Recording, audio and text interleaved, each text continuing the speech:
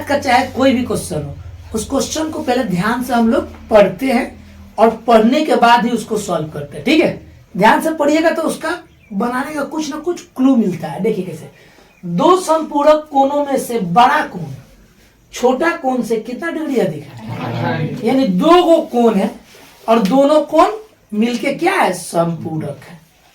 ठीक है, और उस समपूरक कोणों में से बड़ा जो कोण है वो छोटा कोण से कितना डिग्री अधिक है, 18 डिग्री अधिक है। तो यहाँ पे कैसे बनाएंगे, ध्यान से समझेंगे लोग। हल, कोण मिलके समपूरक कोण बनाया है, तो लिखेंगे, देखेंगे, माना कि इसमें बड़ा कोण भी है और छोटा कोण भी है। ठीक है, तो माना कि बड़ा कोण x, छोटा कोण क्या हो गया, y।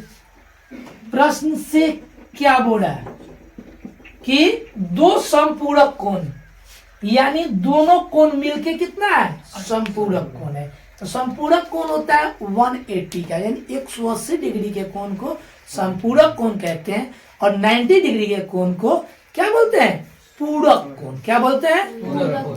90 डिग्री के कोण को पूरक कोण, 180 डिग्री के कोण को समपूरक कोण कहा, यानी इस दोनों को जोड़ के 180 है, यानी बड़ा कोण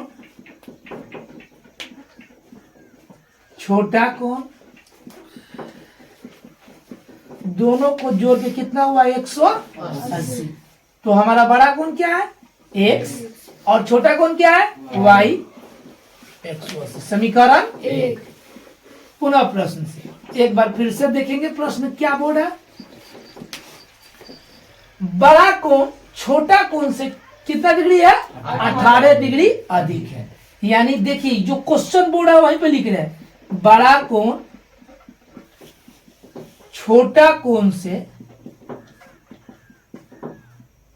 कितना अधिक है, 18 डिग्री। ठीक है, तो ये हमारा बड़ा कोण x हो गया और छोटा कोण क्या है, y प्लस 18। समीकरण 2। अब देखिए समीकरण 2 में x का मान आया है ना बाबू, x के बराबर y प्लस 18 या y प्लस 18 के बराबर x, यानी x की जगह पर इसको लिख सकते हैं और इसकी जगह पर x को लिख सकते हैं। तो लिखेंगे यहाँ पे x का मान समीकरण 1 में रखने पर, x का मान समीकरण 1 में रखने पर। अब समीकरण 1 ये है, x प्लस वाई बराबर 180।